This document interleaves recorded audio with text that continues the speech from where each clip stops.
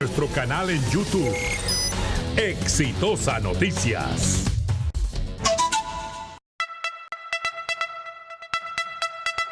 Siempre habla con la razón y la experiencia que lo caracteriza. Presentamos Nicolás Lucar en Exitosa.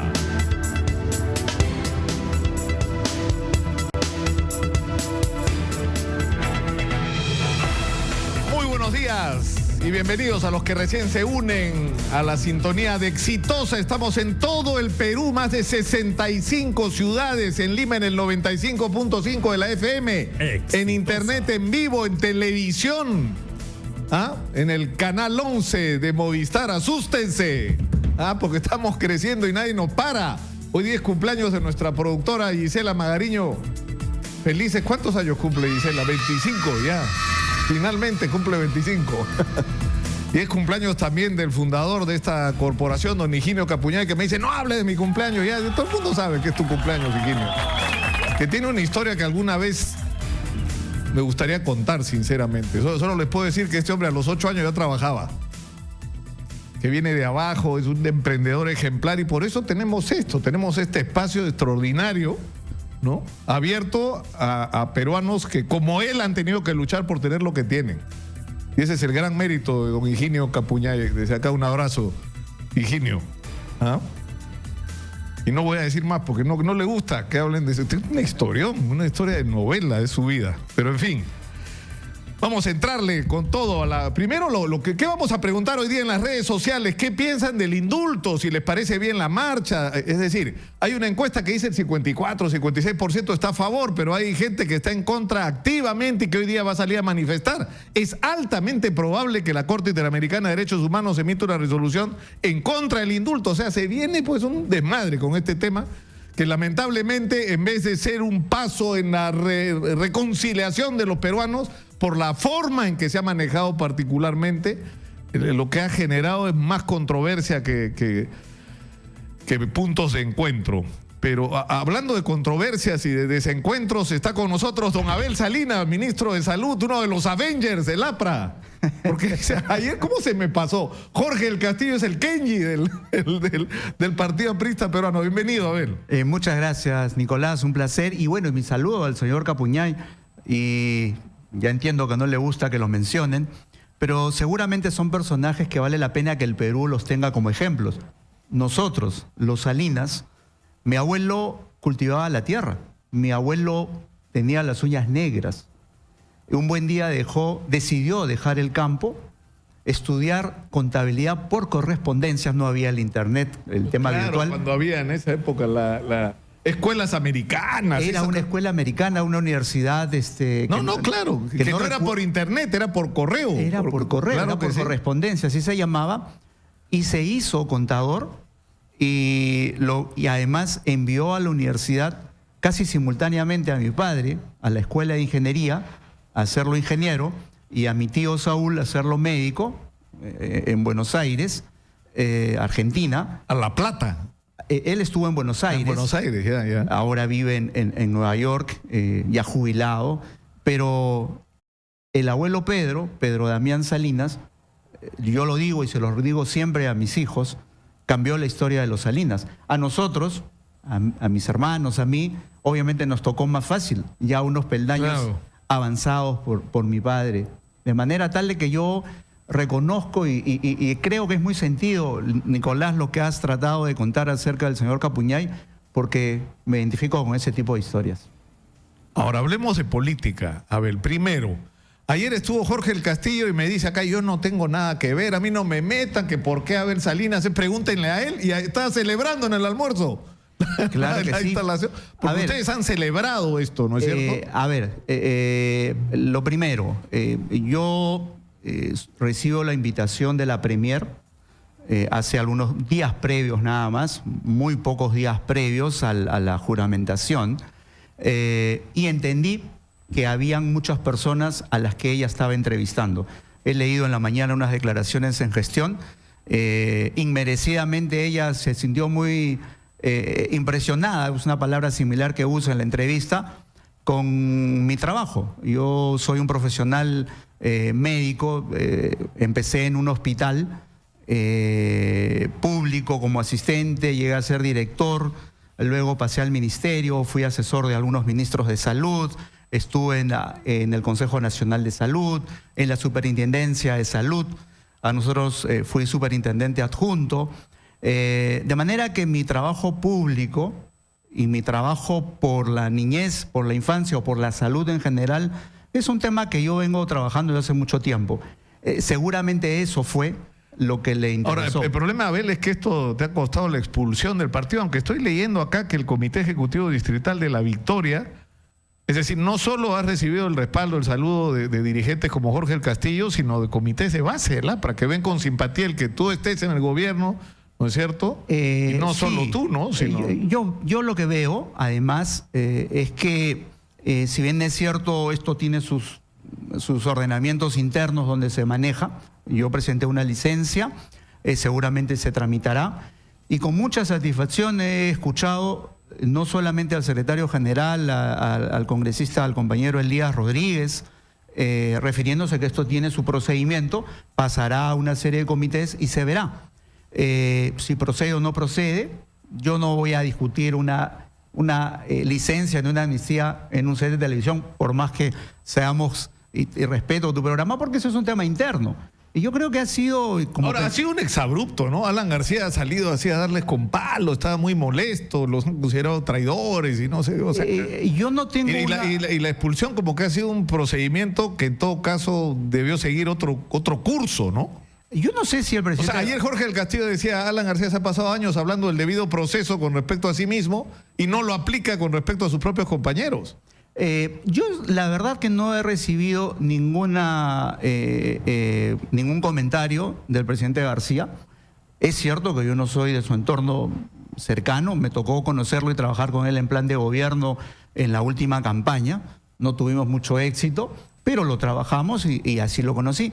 Yo la verdad es que no he escuchado algo diferente en él, y por el contrario, sí es cierto que he recibido mucho respaldo de muchos compañeros, de muchos lugares, y precisamente a lo que se hace mención el día de ayer, después del Consejo de Ministros, que fue muy largo, todavía teníamos un almuerzo, a eso de las 2:30, 3 de la tarde, cuando recién acabó el Consejo, pero le pedí autorización al propio presidente y a la Premier para reunirme con los médicos apristas, que hace más de 12 años almorzamos los miércoles.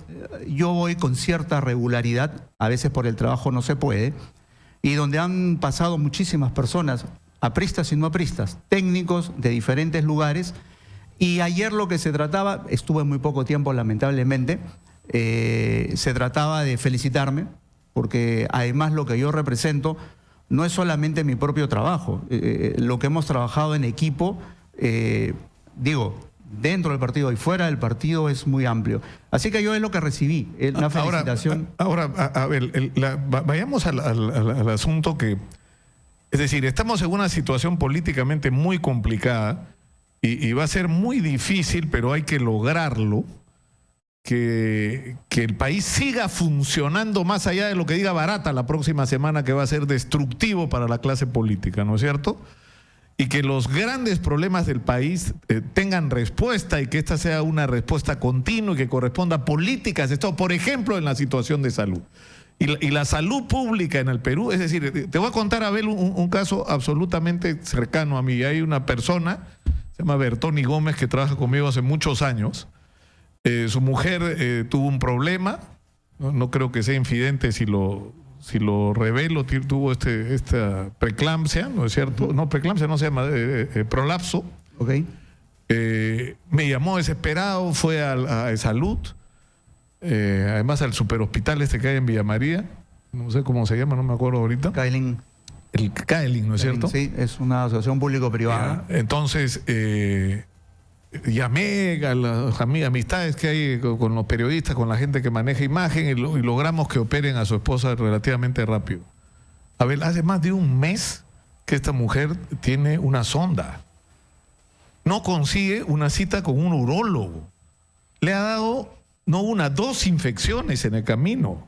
y ha terminado yendo a una clínica privada para que vean qué hace con su salud. ¿Me entiendes? O sea, o sea, sigue el problema de la cita, sigue... Y hay un clima de desmoralización en el personal que el que paga finalmente es el paciente, ¿no es cierto? Porque o sea, no puede ser que la salud en el Perú, en un lugar como de salud además, porque no te estoy hablando de los hospitales públicos, te estoy hablando de un hospital de asegurado donde tú pagas por tu derecho a ser atendido como la gente. Es un derecho... O sea, más de un mes con una sonda en tu casa, o sea, ya váyase para su casa con su sonda, pero se me puede infectar. Bueno, pues así estamos. Así es. ¿Qué vamos a hacer? Así es, Nicolás. Precisamente esa es la razón por la que yo estoy y he aceptado estar en el ministerio. A mí, evidentemente, cómo no me va a causar indignación ver en las mañanas las interminables colas, la gente que se amanece mendigando una atención, llegar a un establecimiento que le faltan recursos humanos, que a veces no hay médicos o no hay insumos, no hay citas, no hay medicamentos, y que la gente, ya no solamente los niños, que es la vocación primordial para mí, por defecto, por default, por ser pediatra. Por ser pediatra, claro. Exacto. ¿Cómo no va a motivar a que uno ponga el hombro y se sume? Precisamente sería muy fácil, pues, asumir un cargo cuando las cosas están caminando bien. Pero en estos momentos difíciles... Es un reto. Míralo en lo del hospital de Pasamayo. Acá estuvimos nosotros conversando con el hermano de uno de los sobrevivientes, este fisioculturista, que fue un milagro que sobreviviera al accidente de Pasamayo.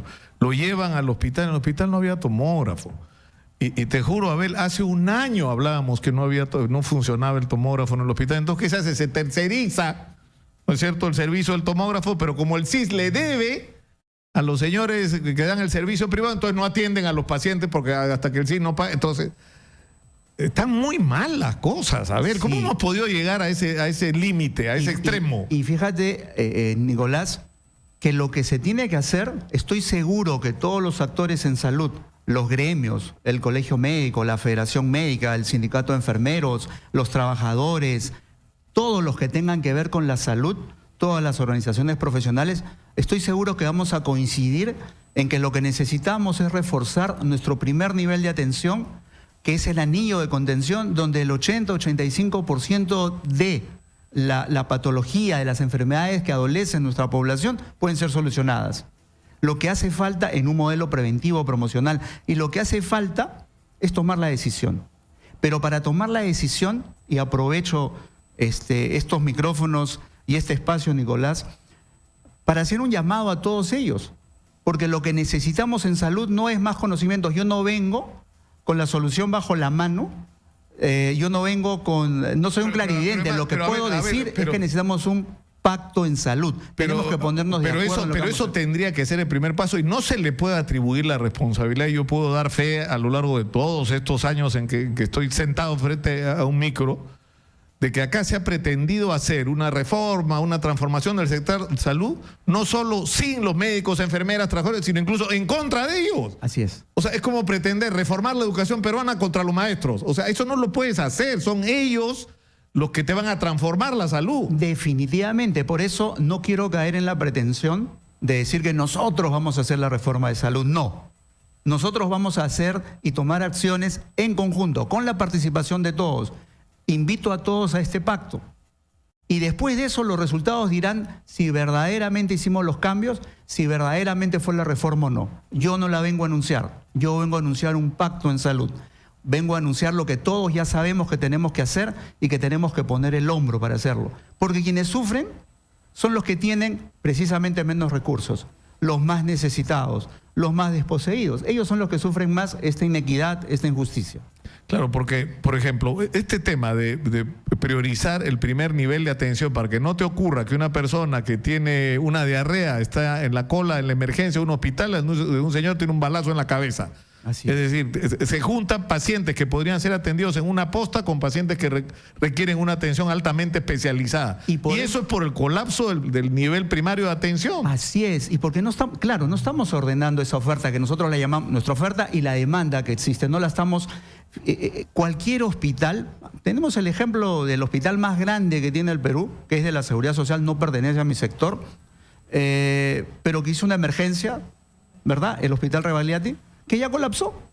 En pocos meses ya había colapsado porque no no se trabajó todo el anillo de contención. Igual nos pasa a nosotros en los hospitales públicos, igual pasa en los hospitales regionales.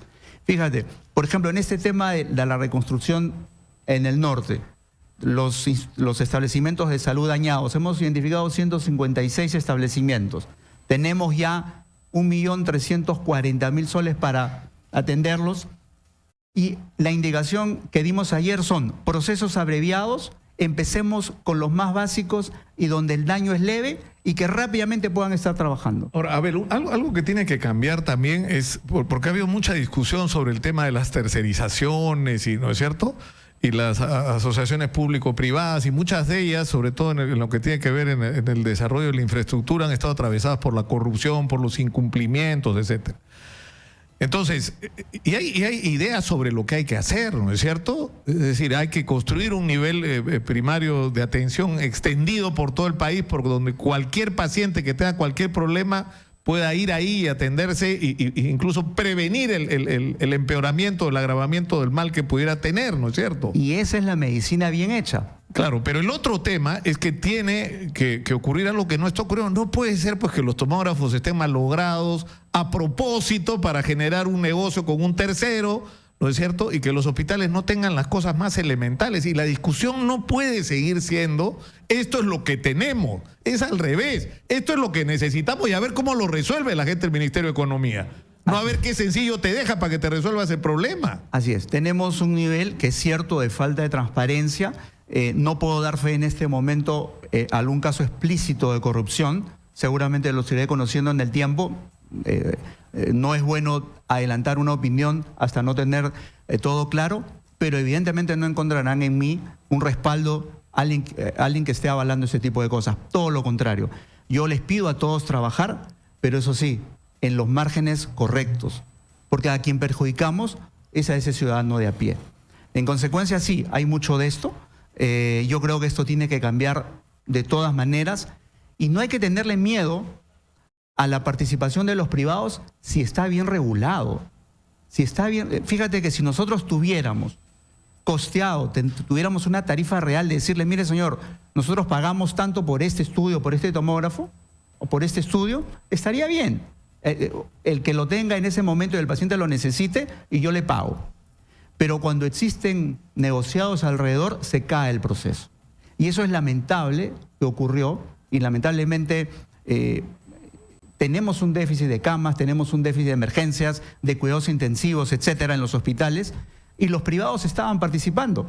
Pero vinieron todos estos negociados y se cayó esto y finalmente dejó de hacerse. Me recuerda mi productora cumpleañera y me he acordado la campaña por la vacuna contra la varicela, ¿no? Que fue una campaña de Abel Salinas, en Sí. determinado momento casi con nombre propio. ¿Qué está pasando? Porque ahora hay que comprar la bendita vacuna, ¿no es cierto? No está en los hospitales. Así es. Como presidente de la Sociedad Peruana en ese momento, encabezamos una lucha que iba a favor de muchos niños, porque siempre hablábamos de varicela como una enfermedad benigna y que no pasa nada. Sin embargo, sí causa muchas complicaciones, sí causa hospitalizaciones, más hospitalizaciones, más casos, más gastos, más costos. Alguien tiene que pagarlos e inclusive hasta la muerte, con algo que se podía prevenir absolutamente. Y por eso es que nosotros hemos insistido desde la Sociedad Peruana de Pediatría la incorporación de la vacuna, porque solo hay en el sector privado. Entonces solamente se beneficiaban los niños cuyos padres podían 200 pagar. soles me están escribiendo acá que te puede costar una vacuna contra la varicela. Yo creo que eso depende del mercado. Puede ser un poco menos, pero el Ministerio de Salud, cuando adopta una vacuna y la pone en el esquema nacional, la compra a través del fondo rotatorio de la Organización Panamericana de la Salud, que se compra no aquí, se compra en Washington en una licitación internacional, y la compran a mucho menor precio. Y la pueden distribuir en diferentes países de la región. Pues, De manera que eso se puede hacer. te escucho, Abel, en realidad, como tú mismo dices, o sea, diagnósticos tenemos de sobra. Soluciones están claras porque están planteadas. O sea, esto del primer nivel de atención, esto de ponerle los recursos donde hay que ponerle, ¿no es cierto? De equipar, de pagarle adecuadamente al personal, ¿no es cierto? De crear otro espíritu de atención y de relación, porque hay cosas que cambiar. O sea, no puede ser que para tú tener que ir a atenderte a un servicio médico te tenga que faltar el trabajo. O sea, tendría que haber una modificación incluso y extensión de los horarios de atención. Definitivamente. Para que sea amable para el trabajador, para la persona que... Es absurdo. O trabajo o me atiendo en el médico. No puede ser que sea esa Y cuidado, que mucha gente cuando deja de trabajar 1 o 2 días o cuando tiene que vender su herramienta de trabajo, que puede ser muy simple, su carretilla, su mototaxi, etcétera, para poder costear los gastos, pasa a la pobreza coyuntural de inmediato. De manera que eso no puede ocurrir más. Eso tenemos que tenerlo incorporado. Por eso estamos aquí. Más allá de los temas, las marchas, etcétera, que tendrá su espacio. Nosotros estamos por eso. Y este pacto en salud es una forma de reconciliarnos con el pueblo, con el ciudadano. Tú vas a convocar, entiendo, por lo tanto, a una reunión al menor plazo posible a los dirigentes de los gremios médicos, de enfermeras, de obstetras, de trabajadores del sector salud. Ese va a ser un paso inmediato. Y bueno, y a la comunidad, porque hay organizaciones que el Foro Salud, o sea, una serie de organizaciones que han estado preocupadas y trabajando, ¿no?, el tema de la salud pública y de la salud en el Perú durante años, ¿no? Es correcto. Y por suerte los conozco. Por suerte hemos trabajado. Has mencionado el Foro Salud. Hemos trabajado en el Acuerdo Nacional. Sabemos qué es lo que tenemos que hacer. De manera que tenemos un camino ya transitado. Saliendo de aquí, tengo la presentación ya oficial en el Ministerio. Yo ayer ingresé sin previo aviso y lo hice subiendo las escaleras y saludando a todos los trabajadores del Ministerio de Salud, 1 a 1, como corresponde, porque me sentí que volvía a mi casa, donde trabajé mucho tiempo. Pero terminada esta presentación oficial, iniciamos con todos los demás organizaciones que tienen que contribuir, y los invito, los conmino, es más, a ese gran pacto de salud, a reconciliarnos con el pueblo. Esas imágenes que estamos viendo, ¿qué son? Esa reunión la tuve ahí, por ejemplo. Eso es lo de cuando ingresé, ayer. Exacto. Eso es lo de ayer. Eso es lo de ayer, y en el Salón Verde, que le llamamos, ahí me reencontré con muchas personas que mostraron su interés de colaborar con la gestión. Y luego de eso, inmediatamente tuvimos una reunión para ver el tema de la reconstrucción. Sí, un consejo hasta de un conejo, como dicen. Yo creo, Abel, sinceramente, que hay que cambiar las prioridades. Es decir, que la discusión no puede ser cuánto hay para el sector salud. Exacto. La discusión es cuánto necesita el sector salud para atender de manera adecuada a sus ciudadanos en un país que no ha parado de crecer los últimos 25 años. Te voy a contar. Esto es lo. Ahora, ¿cómo lo resuelven? Para eso están en el Ministerio de Economía, no para decir no hay. ¿No? Nicolás, para dar soluciones imaginativas. Te voy a contar con un ejemplo que es real. En el año 2006, cuando yo ingreso al Ministerio de Asesores, al Ministerio de Salud, en el gabinete de asesores, el primer encargo que recibí del ministro de esa época y al jefe de gabinete de aquella época, también pediatra, nos dijo, era el encargo del presidente, el Perú solamente tenía 5 vacunas en su calendario nacional en el primer año de vida y tenía 65 millones de soles. Y el ministro nos dijo, los he convocado a ustedes, que son pediatras que deben saber de vacunas, porque el presidente quiere que tengamos un esquema como tienen los países vecinos, como tiene Chile, Colombia, México, etcétera. Pero tenemos 65 millones de soles. Bueno, entonces me encargó ese trabajo. Y para no hacértela difícil y que es un ejemplo objetivo, en 2 años ya no teníamos 5 vacunas, sino 14 vacunas, y no teníamos 65 millones de soles, sino 450 millones de soles. Y es cierto, lo primero que me decían el equipo técnico del ministerio, doctor, pero es que con 65 millones no se puede poner nada, por supuesto. Yo le dije, ustedes no se preocupen de eso, ese es mi trabajo. Y a eso me comprometo. Es más, para poder negociar con el MEF, tuve que aprender algo más de economía. Estudié economía en la Pacífico para poder estar en el lenguaje. Y así se logran las cosas. De manera que sí hay ejemplos claros de lo que necesitamos. No es que cuánto tengo para trabajar. No, esto necesito. Y yo creo que en este momento, y lo entendí así del presidente Kuczynski, lo entendí así de la Premier, tenemos que poner el hombro. Por supuesto, pero el mensaje tiene que ser claro. O sea, si tanto miedo le tienen a Antauro Humala y a Goyo Santos, o sea, van a tener algunos que reducir, no dejar de ganar, reducir un poquito sus utilidades para repartir, para que los peruanos tengan salud de calidad, educación de calidad, infraestructura de calidad, para que no tengan que padecer cada día 3 horas y media yendo y volviendo de su casa, de la casa a su chamba. O sea, ese chip es el que hay que cambiar en el Perú. Muchas gracias, ministro. Un placer estar aquí y espero poder venir nuevamente para... Tiene todo el espíritu Nicolás, del Avenger, tiene. para comentarte cómo estamos avanzando, porque acá lo que quiero es decir, demostrar con hechos. Pero ¿por qué no hacemos? Bueno, es incierto el destino. Mucha gente tiene el destino político, pero yo creo que no sé. Tenemos que encontrar, y todos tendríamos que ayudar en esto, a que más allá de la zozobra política que va a venir, no se detengan determinadas cosas. Así es. Políticas de salud, políticas de seguridad, políticas de educación que no pueden parar. ¿No es cierto? La economía no puede parar. No sé cómo lo vamos a hacer. Ese es el reto que tenemos delante. Tenemos que meter preso a todo el que tenga que ir preso, ¿ah? Claro. Pero la economía y la vida de los peruanos no puede parar. Y ese es el compromiso que tenemos los nuevos integrantes en el gabinete. Muchas gracias, Abel Salinas, por estar con nosotros. Vamos a la pausa. Y dígale a Meche que parte de la reconciliación tiene que ser que venga exitosa, pues, Meche. No sea terca, qué terca que puede ser, ¿no? Así es. Esa brava, Meche Arao. Va a venir, ¿ah? Va a venir. Seguro que sí. Muchas gracias una vez más, Abel Salinas. Vamos a la pausa, regresamos con más. Esto es Exitosa. Vamos a hablar de las lluvias, que no solamente, no es que ya vienen, ya empezaron. Ya empezaron. Regresamos.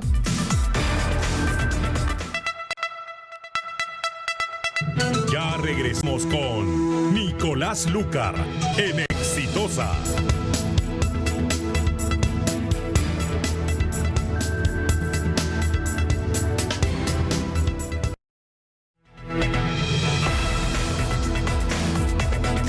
Sí, pues, es al revés. Es al revés. Pero estoy hablando en serio. O sea, la discusión no puede seguir siendo más en el Perú. A ver, el ripio que nos queda para educación, para salud, para resolver los grandes problemas de los peruanos. Es al revés. Esas son las prioridades. Entonces la discusión no es cuánto nos sobra, sino cuánto necesitan esos sectores y cómo vamos a hacer para resolver esos problemas. ¿Por qué? Porque si resolvemos esos problemas y le damos a los peruanos una educación de calidad, salud de calidad, un país seguro, una justicia eficiente, una infraestructura que sea capaz de hacer que la economía circule, vamos a ser un país de primer mundo. Esa es la plataforma.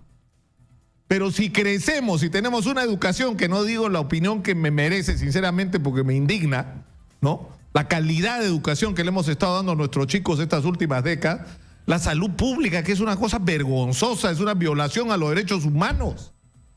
El transporte es una violación a los derechos humanos. ¿Dónde se ha visto que una persona tenga que padecer lo que padece cada día simplemente yendo y volviendo de su trabajo? ¿Cómo es posible que esos problemas elementales no se hayan resuelto? Porque acá hay algo que se hizo mal, que tiene que cambiarse, que son las prioridades. ¿Para quién se gobierna? ¿Para quién se gobierna en el Perú? ¿Para los ciudadanos? ¿Para construir una gigantesca clase media de gente que tiene acceso a derechos, a salud, a educación y que es la fortaleza contra todo, contra cualquier amenaza? ¿O se gobierna para unos pocos y al resto que le chorree con suerte? Eso es lo que ha estado mal. Y ahí pagan todos pato, ¿ah? Ahí la discusión no es si eres fujimorista, es la misma política económica que todos, ahí todos son iguales. Ahí todos han sido hermanitos. Y eso es lo que tiene que cambiar. Mejor me voy a la mención del auspiciador para relajarme. Esta es una mención de nuestro auspiciador. Tú también puedes tener un departamento en Asia, por supuesto, ¿por qué no? Condominio Resort Asia Soleil. Kilómetro 97.6 de la Panamericana Sur, a solo 3 cuadras del Boulevard de Asia. Departamentos flat y duplex desde $87,900 que tú puedes pagar con un financiamiento directo y de acuerdo a tus posibilidades. Ven y disfruta de nuestra piscina y de un cóctel de bienvenida. Reserva tu cita llamando al 383-6863, repito, 383-6863 o al 933-320335, 933-320335. Atendemos de miércoles a domingo. Anderson Grupo Inmobiliario. Construimos el futuro para ti. Y vamos a hablar del clima. y de lo que nos temíamos que ocurriera y que aparentemente ha empezado a ocurrir. Es decir, que no hayamos avanzado lo que teníamos que avanzar en reconstrucción y en prevención y que empiecen las lluvias. Está con nosotros Javier Núñez, que se ha convertido sin querer queriendo en un especialista en este tema, ¿no? Porque tú no fuiste a la universidad para estudiar. No, yo soy autodidacta, empírico, y hace 4 años, cuando vi que no había un estudio de este tipo de niño, que es el que estaba ocurriendo en el 2014, me puse a observarlo, a estudiarlo. Comencé a estudiar todo su currículum desde 1860 más o menos, y la verdad es que han sido los niños más recurrentes, mucho más que los canónicos. Y es un niño que no lo ha estudiado NOAA ni NASA, y es el niño que nos afecta con sequía extrema y con lluvia extrema, con olas polares como las que hay ahorita en la sierra, y con olas de calor que vienen de Centroamérica o de la Antártida, ¿no? Y paradójicamente estos 4 años de niños son los 4 años más calientes desde 1881. 2017 es el tercer año más caliente desde 1881, o sea, de la guerra con Chile. Entonces, y estos niños cuando empiezan en los países con sequía terminan con lluvia extrema. Y eso es lo que estamos teniendo ahora. El inicio de las lluvias en la sierra, que como dice el Senami, sí van a pasar a la costa. Sí van a pasar a la costa, salvo en Arequipa, Moquegua y Tacna y algunas partes de Piura. Todo lo demás sí va a llover en la costa. No sé si tenemos hay unas imágenes Magariño, unas imágenes, porque ahora mientras van instalando las imágenes, es decir, yo me acuerdo cuando era niño, estudié un tiempo, mi familia vivió en Chiclayo y ahí estudiaba la historia, ¿no? De Nailampi, ¿no? Por supuesto, claro. Y de alguna manera lo que ocurrió con esa extraordinaria cultura fue que un fenómeno del niño se la llevó de encuentro, ¿no? Un mega niño, seguramente. ¿No? Ahora, ¿esto qué significa? Que esto viene de lejos, viene de atrás, ¿no es cierto? Exactamente. Pero esto me imagino que algún efecto debe haber tenido con lo que está ocurriendo hoy día con el calentamiento global, o sea... Íntimamente relacionado. Es el motor del cambio. Claro, que tú tenías ya un fenómeno recurrente, que eran estos fenómenos del niño, a lo que se suma o que se agrava por el calentamiento global. Es el niño del cambio climático. Es el niño del cambio climático. De los 10 años más calientes desde los registros de los últimos 133 años, todos... Los 10 son niños del centro del Pacífico, son niños Modoki. El problema es que desde el año 2000 hasta la fecha, la mayoría han sido solamente estudiados en el Pacífico ecuatorial. Y estos niños no necesariamente estos son los ríos atmosféricos. Si ustedes pueden ver, este es el torito que ya sale en Piura antes de las lluvias, que es el chinchorro. Y estos son los saltamontes, ya han aparecido en estos últimos 15 días. O sea, son una señal de que viene la lluvia. Exactamente, son teleconexiones de la naturaleza. Como también es el pájaro chilalo. El pájaro chilalo, ¿sabes cuál? Es el que construye un horno en el árbol. Y es muy sabio, es más sabio tal vez que los humanos. Porque cuando se está preparando. Se está preparando 6 meses antes. Cuando viene lluvia, construye el hueco, su ventana, su puerta, la construye para abajo. Cuando va a haber lluvia muy fuerte, la construye hacia abajo. Cuando no va a haber lluvia, va a haber sequía, lo construye hacia arriba para recibir aire. Entonces, hay actores de la naturaleza. Por ejemplo, los cactus, cuando tienen el brote hacia el norte, es que vienen las lluvias. El chinchorro es otro. Esto es sobre Sydney ahorita. Ha habido 12.000 rayos en una noche. Entonces Australia está casi en la misma latitud que Chile, del sur del Perú y el norte de Chile. Pero en Australia se adelanta a nosotros. ¿Por qué? Porque el agua caliente se está ahorita calentando mucho más en el oeste del Pacífico. Y están comenzando a haber reversiones de vientos oeste-este, que son las que calientan el mar. Entonces ya se está calentando el mar, pero las lluvias que nos vienen son del Atlántico, Nicolás. Ahora, ¿qué es lo que está pasando en este momento? O sea, en estos mismos instantes, en estos días. En estos momentos hay lluvias en casi toda la sierra, desde Cajamarca, Amazonas, este de Piura, Sierra de Lambayeque, Sierra de la Libertad, Sierra de Ancash, Huánuco, San Martín, Junín, Lima, Ica, Huancavelica, Ayacucho, Cusco, Arequipa, Puno, Madre de Dios, y se está salvando la costa de Arequipa y la costa de Moquegua y de Tacna.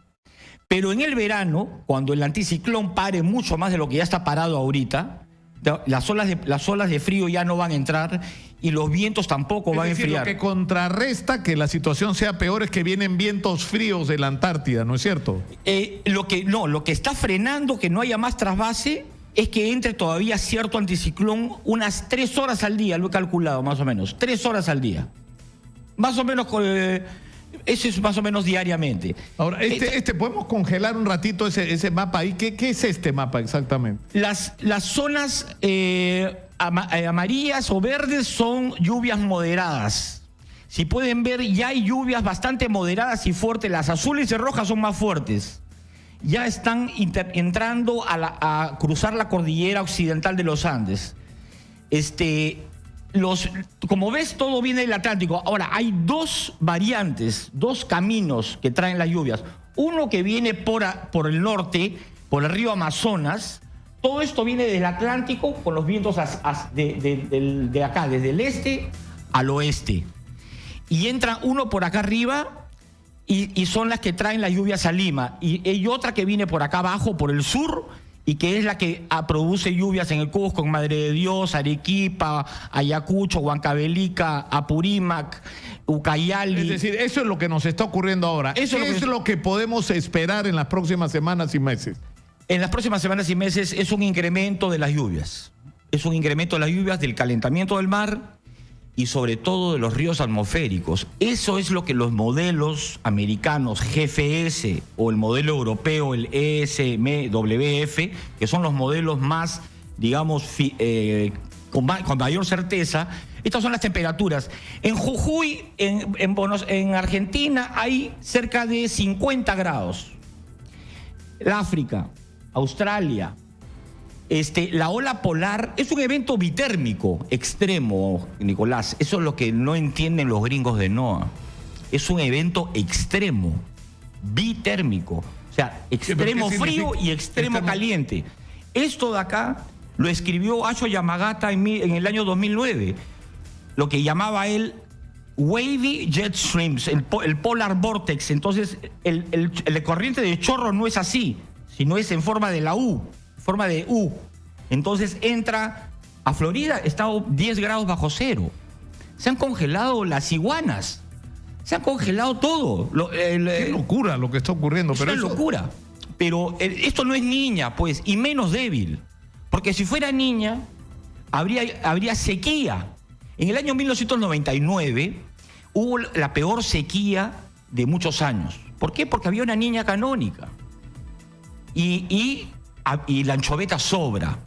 Los incas, los antiguos peruanos, desde Caral hasta los incas, estudiaban las cosas que la naturaleza les daba y tenían una concha que era su forecast, era su pronóstico, la concha Spondylus. La concha Spondylus se iban a sacarla de Esmeraldas en Ecuador, le pedían a la etnia de los Esmeraldas que bucearan 20 metros más abajo, en las capas submarinas, y sacaban la concha, y si la concha estaba despigmentada, estaba blanca, es que venía el niño, había agua caliente. Si la concha venía rosada, es que venía niña. Entonces ellos sabían predecir mucho mejor y se preparaban y no construían pues en huaicos. Mira Chanchán, mira la Huaca de la Luna, mira Pachacamac, mira Pero es increíble que después de todos los eventos que han atravesado han sobrevivido finalmente. El mismo Capacñam, con todos sus caminos transversales, está casi intacto. Y sin embargo nuestras carreteras los últimos 30 años se las han llevado. Entonces hay que construir mirando a nuestro pasado, ¿no? Hay que prevenir y predecir mirando la naturaleza y los modelos, ahora, las dos cosas. Claro, eso tiene que ser como parte de tu estrategia, digamos, de infraestructura y de desarrollo urbano y de, ¿no es cierto? O sea, por dónde poner y no poner carreteras, o qué cuidados tener a la hora de construirlas, o dónde instalar pueblos y ciudades. Exacto. ¿No? Claro, exactamente. Pero el Senami nos avisa 15 días antes que va a haber lluvia. Eso ya no es prevención. ¿Qué haces en 15 días? Los tractores en Chosica están como si no viniera nada. Y los noticieros a veces dicen simplemente son lluvias de verano. No son lluvias normales de verano. ¿Sabes por qué? Porque los ríos atmosféricos, estas son anomalías subsuperficiales. O sea, son anomalías en las capas subsuperficiales del mar. Como tú puedes ver, la mayoría, lo rojo, son anomalías de más 4, más 8. Entonces, lo que viene son el acercamiento, ya cruzaron la cordillera, están en las faldas, en las partes medias y partes altas de la costa y de la sierra, ya están las lluvias. Y los ríos atmosféricos son algo que es lo que los gringos no han sabido meter dentro de los modelos. Bueno, pero por eso yo te insisto en preguntar, ¿qué es lo que podemos esperar en las próximas semanas? ¿Una intensificación de las lluvias? Una intensificación. Como te he explicado, desde Cajamarca hasta Puno. Toda la sierra. Toda la sierra. ¿Y en la costa? Y en la costa, desde Lambayeque hasta Ica. Desde Lambayeque ¿Y eso hasta cuándo, Ica. según tu previsión, podría ocurrir? Mira, creo que en las próximas semanas, en los próximos meses, marzo, abril debe ser el pico para mí. Y hay un escenario posible que se puedan estirar hasta mayo. La intensidad va a ir creciendo, definitivamente. Esto yo lo he estudiado antes y todos los niños... Pero esto pasan de menos a más. Estos niños son maratónicos. Digamos, el niño canónico del 97-98 es un velocista.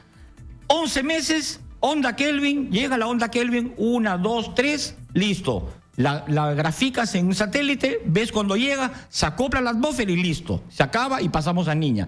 Esto viene desde 2014, 2015, 2016, 2017 y 2018. Entonces, es un niño maratónico que va acumulando vapor, calor y humedad en la troposfera y en la atmósfera. Entonces, la lluvia de 0.6 que ha habido Chosica de 4 horas, acumuló 0.6 en 4 horas. Entonces... ¿Y cuál es el rango, digamos, de los años anteriores? Lo que llovió el año pasado, por ejemplo. Es diferente. Eso es lo complicado de ese niño, que cada año va mutando. Nunca es igual, es casi como 2 eventos diferentes. Va mutando. El año pasado... Tengo una gráfica, no sé si la puede poner tu productora. Hay un cuadro comparativo de las anomalías atmosféricas año por año. 2014, 2015, 2016, 2017. Y es muy diferente. En 2017 entra la ola de calor en toda la costa. Ahora entran olas de calor de la selva a la sierra. La costa todavía no está con tantas anomalías atmosféricas, pero ya tiene los ríos atmosféricos. Esas manchas verdes y azules que te enseñé antes, esos son anomalías en la atmósfera de calor, vapor y humedad.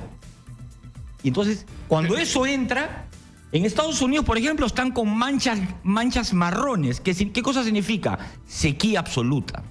Entonces, este niño te puede maltratar y darte durísimo con una sequía extrema, o te puede dar durísimo con unas lluvias extremas. Y este niño ya es excepcional. Es el tercer año más caliente de los últimos 130 años. Ahora, los especialistas, los institutos dedicados a este tema son siempre muy conservadores, tienen mucho miedo. Incluso el año pasado, hasta que ya lo teníamos encima, no se reconoció hasta diciembre decían niña. Hasta diciembre de 30 decían niña, ¿no? Entonces, Sí, vamos a interrumpir, Javier, si nos disculpas, porque Pedro Pablo Kuczynski está haciendo declaraciones en Piura en este momento. Adelante, por favor. Edgar, trabajemos para generar prosperidad y trabajo para todos. Gracias. Bueno, ahí están atendiendo a los afectados por el niño. Ahora, eso es un tema, ¿no? O sea, porque tú tienes 2 problemas ahí. Uno, atender a los damnificados y reponer lo dañado. Pero lo otro es hacer las obras para prepararte para lo que podría venir. El problema es que ya estamos en enero. Exactamente. ¿No? Esto lo hemos venido diciendo desde junio del 2017, Nicolás. Desde junio. Las lluvias están desde junio del 2017. Y el Senami recién se ha puesto las pilas hace un mes. Ahora, ¿qué se puede hacer en una circunstancia como esa? Trabajar rápido. En resumen, tú lo que estás diciendo, se nos vienen unas lluvias de repente iguales a la del año pasado. Seguramente en un ritmo más lento, seguramente no tan violentas. Seguramente la curva de aceleración de estas lluvias van a ser progresivas. ¿Qué nos quiere decir eso? Que tal vez duren más. Tal vez no sean... Que sea tan intensa, pero que tengan más duración en el tiempo. Una onda de frecuencia, digamos, más, ¿no? Más ondulada, ¿no? Más larga. Una curva más así, más con una barriga más larga. Mientras que lo otro fue un pico y en marzo terminó. En abril ya casi no habían lluvias. Esto puede estirarse hasta mayo. Entonces el gobierno, los gobiernos regionales, INDECI, ENFEN, tienen que tomar cartas en el asunto y asumir sus responsabilidades. No podemos dejar que otra vez un niño nos quite un punto del PBI, 15.000 millones de dólares. Pero la pregunta es qué puedes hacer en estas circunstancias, porque... Apurar. O sea, por todos lados hay cosas que debieron hacerse y todavía no se hacen, ¿no? Así es, pero la meteorología está muy lenta para avisarle al gobierno. Tiene que ser más rápida. Tiene que ser más rápida. No podemos demorarnos 5 meses en darnos cuenta que hay lluvias. He estado viendo los reportes que dicen sorpresiva lluvia, ¿no? No es ninguna sorpresiva. Nosotros hemos estado hablando de estas lluvias y reportando en Facebook estas lluvias desde junio. En radios del norte, en radio de Trujillo, amigos agricultores que nos llaman y nos preguntan y nosotros mostramos la misma data, la misma información de NOAA. O sea, lamentablemente el academismo extremo de NOAA tiene mucha acogida en la climatología peruana. Pregúntate, ¿por qué? No lo sé. Habrá un convenio, tendrán demasiada... ¿no? Respeto a ir contra ellos, pero mira, Chile hace su trabajo y no está pendiente de lo que dice NOAA. Hace su trabajo de prevención. Hay que hacer el trabajo de prevención no dependiendo de lo que los gringos nos digan, sino nosotros mismos, mirando nuestra realidad, ¿no? Mirando nuestra realidad. Y las lluvias están encima, entonces hay que trabajar rápido. Bueno, el mensaje está dado. Hemos escuchado a Javier Núñez Andrade, que se ha convertido, como decía, sin quererlo, en un especialista en estos temas. Muchas gracias, Javier, por estar con nosotros. A ti, Nicolás. ¿No? Y yo quiero llamar la atención sobre por qué te hemos invitado, porque el año pasado acertaste. Sí, acerté. Claro, lamentablemente. 6 meses antes. ¿No? 6 meses antes, lamentablemente. Mientras discutían, sí, no, de repente, no sabemos. Tenemos que dejarnos de academismos, ¿no? Tenemos que dejarnos de academismos y mirar la realidad. Si tenemos lluvias ya en junio, en Puno, en Huancavelica, en Ayacucho, que es lo que empezó, en Puno empezaron las lluvias, Puno va a sufrir, Cusco va a sufrir, Huancavelica va a sufrir. Y no solamente con lluvias, sino con nevadas. Es bitérmico, es un evento bitérmico extraordinario. Ese es el riesgo. Gracias, Nicolás. Javier Núñez ha estado con nosotros. Esto es Exitosa. Vamos a la pausa, regresamos con más.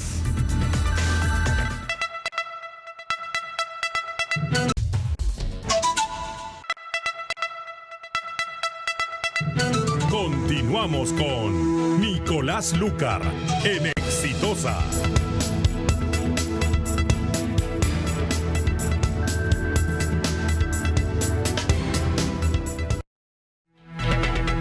Antes de seguir adelante, una mención de nuestro auspiciador. Tú también puedes tener un departamento en Asia, ¿por qué no? Condominio Resort Asia Soleil, kilómetro 97.6 de la Panamericana Sur, a solo 3 cuadras del Boulevard de Asia. Departamentos flat y dúplex desde $87,900, que tú puedes pagar con un financiamiento directo y de acuerdo a tus posibilidades. Ven y disfruta de la piscina con un cóctel de bienvenida. Reserva tu cita llamando al 383-6863. Repito, 383-6863. O llamando también al 933-320335. Repito, 933-320335. Atendemos de miércoles a domingo. Anderson Grupo Inmobiliario. Construimos el futuro para ti. Sigue en discusión el tema del indulto a Alberto Fujimori. No solamente ha sido o va a ser materia de una controversia en la Corte Interamericana de Derechos Humanos la primera semana de febrero. Se ha presentado una acusación constitucional, o se ha anunciado la presentación por parte de Nuevo Perú de una acusación constitucional contra Mercedes Arauz y el ministro Mendoza, el ministro de Justicia, por el otorgamiento del indulto a Alberto Fujimori, o por los procedimientos seguidos, digamos, para justificar este indulto humanitario. Y se ha convocado una marcha para el día de hoy. Y la pregunta, Judy Rodríguez, es ¿qué dice la gente en las redes sociales? De Exitosa, Nicolás, para tu programa se justifica una nueva marcha contra el indulto a Alberto Fujimori. Vamos a conocer lo que opina Margot García en el @exitosap. Nos dice que no. Además, se ha convertido en marcha político-gremial, fundamentalmente antifujimorista. El otro, además, no es posible marchar junto a simpatizantes del accionar de terroristas que seguramente también marcharán hoy. Por otro lado, Iván Delgado nos dice no, de ninguna manera. Esta es una pataleta, señala. Frente Amplio, Glave y la CIA también, señala Iván Delgado. Yo creo que eso último no entra en el equipo. Por otro lado, Juan Robles opina que hasta cuándo se van a realizar estas movilizaciones. ¿Qué opina Luis Ruiz? Nos dice, si eres alguien que no hace nada y que no sabe hacer otras cosas más productivas, sí, señala Ruiz. Lo dice con otros calificativos que no lo vamos a reproducir. Julio Cáceres señala que no. Nuestra ciudad está en stop, dice, cada vez que tenemos estas manifestaciones la situación empeora. El día que el ciudadano aprenda las leyes básicas de la urbanidad, que se hagan manifestaciones todos los días si quieren. Estoy seguro que me van a linchar en redes sociales, dice Julio Cáceres por su opinión. Guillermo Erazo nos dice que no, tampoco está de acuerdo. Las principales cabezas tienen un historial un poco dudoso, señala. No quiero tampoco utilizar el calificativo que señala Guillermo. Y los que se van en mayoría son de ideología de izquierda y no es el sentir de la gran mayoría. Jesús sí está de acuerdo, es la primera persona que se pronuncia a favor de la marcha en el Twitter. Por otro lado, vamos a buscar por aquí otra opinión que esté a favor. A ver, Jorge Cabero nos dice, se justifica, pero a la par debe haber una marcha contra el terrorismo también, dice Jorge Cabero. Carmen Pilar dice que sí, también se justifica, el indulto es ilegal y es un pacto bajo la mesa, se debe revertir. Vamos con una más que esté a favor, hemos dado opiniones en contra. Carlos nos dice, se justifica porque Alberto Fujimori no es un enfermo terminal con cánceres. Más pronto estará, dice, más sano que Arnold Schwarzenegger. Menciona acá nuestro seguidor, le da un poco de alegría a su comentario. Y por último, David nos dice que no, ya fueron, dice, más bien que aprovechen las vacaciones los jóvenes que marchan en esa movilización y que se pongan a trabajar en lugar de perder su tiempo. Son las opiniones en las redes sociales, Nicolás. Muchas gracias, Judy. Esto es lo que piensa la gente en las redes, pero tenemos a la congresista Indira Wilca en la línea, todavía no. Hay una votación en el Pleno, en unos minutos vamos a conversar con ella porque es una de las promotoras de la marcha y como parte de Nuevo Perú, una de las promotoras de la acusación constitucional contra Mercedes Arauz y contra el ministro de Justicia. Pero estamos en nuestros estudios con dos invitados que vienen de Pucusana. Alfredo Mazarroz, ¿cómo ha adelgazado? Alfredo, ya no se te reconoce. Bueno, Alfredo Aramburu, la salud primero que nada. Legendario cocinero. Y Jaime Rodríguez Larraín, que también, ¿qué ha pasado? Porque los dos han adelgazado, que no se les reconoce. Mucho esfuerzo, mucho esfuerzo.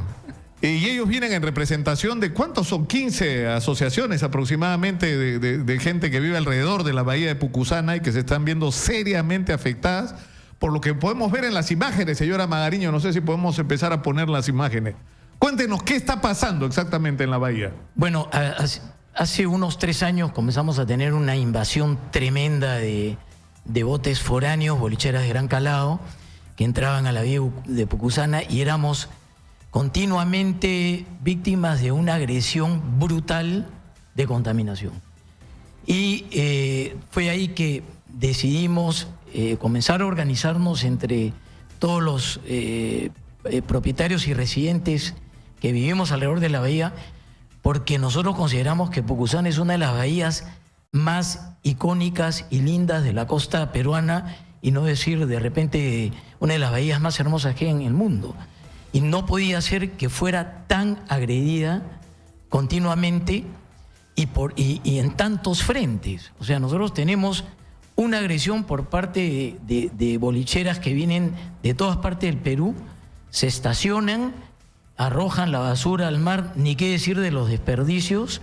Desperdicios humanos, digamos. Desperdicios humanos. La gente hace sus necesidades y se tira. Usa como letrina la bahía de Pucusana todo lo que come lo botan al mar, todo el aceite y el petróleo, porque recargan de manera artesanal ahí en el mar.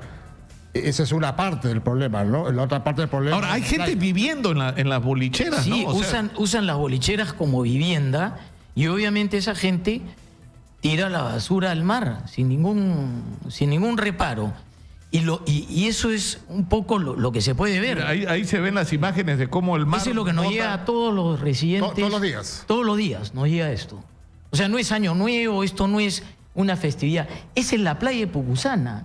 La playa de Pucusana, que era preciosa, la del pueblo de Pucusana, mira cómo ha quedado. O sea, Ahora, aves comiendo desperdicios, basura tirada ahí. Y esas son las bolicheras que hacen sus faenas y están así cargando combustible, contaminan con combustible el mar. Es terrible, terrible, terrible, Qué terrible. increíble, ¿no? Y más- Eso es la basura, no lo que hay estamos ningún viendo en las apoyo. imágenes es... Pero, es decir, esto debería tener algún tipo de regulación, ¿no es cierto? Porque si tú tienes ahí... Mira la mancha de petróleo ahí. O sea, esto es lo mismo que puede pasar en un río cuando hay un derrame de petróleo. Exactamente lo mismo. Esto es el pan de cada día. Eso es diésel, ¿no es cierto? Diésel. Dicen. Eso es... Bueno, eso es el otro lado del problema, ¿no es cierto? Frente donde El vive problema Alfredo. es que ha convertido la playa en un restaurantes ambulantes, sin ningún tipo de permisos sanitarios ni condiciones mínimas de higiene. Se expende comida y licores que está prohibido a diestra y siniestra. Hay casi 25 puestos de comida que cocinan en la arena. O sea, el alcalde, le hemos reclamado, tiene familiares que son dueños de esos puestos de trabajo y familiares, los regidores, que también son dueños de esos puestos de Mira cómo negocio. la van ahí, Nicolás. O sea, es el negocio del Consejo Distrital de Pucusana, el negocio de la venta de licor y comida en la playa. Les hemos ido a reclamar y simplemente nos tratan y ahora nos han amenazado Ahora, públicamente. eso es un riesgo para la salud, porque no estás usando, es decir, ¿qué garantía de salubridad tiene lo que estás ¿Cómo- vendiéndole a la cómo gente? tú puedes usar Mira gas, mira gas en la playa, arena, gas, cocina. Mira lo que tiran las bolicheras de Sanguaza, combustibles al mar. Ahora, Pucusana, o sea, esto no Esta es solamente... una mancha de petróleo que nos llevó a nosotros. Ahora, esto no es decir, no solamente afecta a la bahía y a las personas que viven, ¿no? Porque cada vez hay más gente que vive en Pucusana, sino afecta a las personas, a los veraneantes populares, ¿no es cierto? Hay miles de gente que van a las playas de Asia y de Naplo, perdón, y de Pucusana en los veranos, ¿no? Y no se puede Miles. bañar porque esto es una cochinada. Además, Pucusana, un balneario tan lindo, hoy en día hay casi de mil bolicheras, entre 700 y 1000 bolicheras que llegan en la temporada de verano, que tenemos el problema que tenemos con ellos. La prostitución que hay en las noches, la gente de Pucusana ya no puede salir de sus casas en la noche, tan lindo que era, yo recuerdo, tengo 40 años en Pucusana que salíamos con la familia, caminamos por el malecón. Hoy día nadie puede salir porque ni siquiera hay seguridad, no hay serenazgo, no hay nada. Las pistas rotas, la cochinada, la basura en el pueblo es para llorar, es una vergüenza lo que es esta gestión municipal. ¿Y él qué hace? Nos amenaza. Usa el pueblo para amenazarnos. Pero acá estamos de frente, te lo digo, Wari, estamos de frente para sacar adelante Pucusana, así tú no lo quieras. Ya la indignación es tal que la misma gente del pueblo también está harta, porque este señor no invierte un solo sol en Pucusana, en el pueblo. No mejora la posta médica, no mejora los servicios de Claro, colegio. porque tú tienes, o sea, es una bahía tan bonita y si tú pudieras o si tú tuvieras un plan de convertirlo en un punto no solamente de esparcimiento en el verano, sino en un bulevar gastronómico, podría generar cantidades de empleos para la gente. Invierno y la verano. venta de comida, por ejemplo, podría ser algo muy bien hecho, muy articulado, puedes hacer una feria gastronómica todos los fines de semana, pero no así, ¿no? Nicolás, la gente hace 15 años la gente iba en invierno, iba todos los fines de semana a Pucusana a almorzar, era lindísimo a pasear. Hoy día es imposible ir. Yo iba hace 20 años, 30 años, igual que Alfredo, íbamos nosotros. No se en puede ir invierno, por la delincuencia, no hay seguridad. El Serenago brilla por la ausencia, los robos, la delincuencia, las drogas, todo se ha acumulado en Pucusana, gente de mal vivir y estamos desesperados. Ahora, hay una vieja leyenda alrededor de Pucusana en el sentido de que es una ruta de salida de la droga también, ¿no es cierto? Que la droga que se produce en la selva pasa por Ayacucho, termina llegando hasta Pucusana y sale en algunas embarcaciones. Bueno, ¿eso? te voy a hacer un comentario. La gente lo he escuchado de residentes que viven todo el año en Pucusana, están aterrados de salir de sus casas a la madrugada, cualquier sea el motivo. Dice que muchas cosas pasan de madrugada ahí. Hay mucho movimiento de madrugada en las playas de Pucusana. Ahí lo dejo, eso es lo que yo he escuchado, y a tu comentario.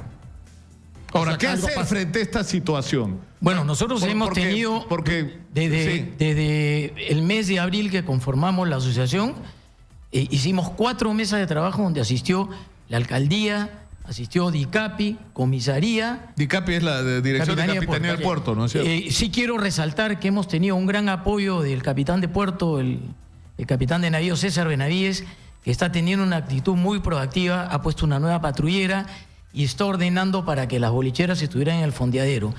Pero por parte de la municipalidad, por parte de la comisaría, por parte de Produce tiene que reglamentar el terminal pesquero.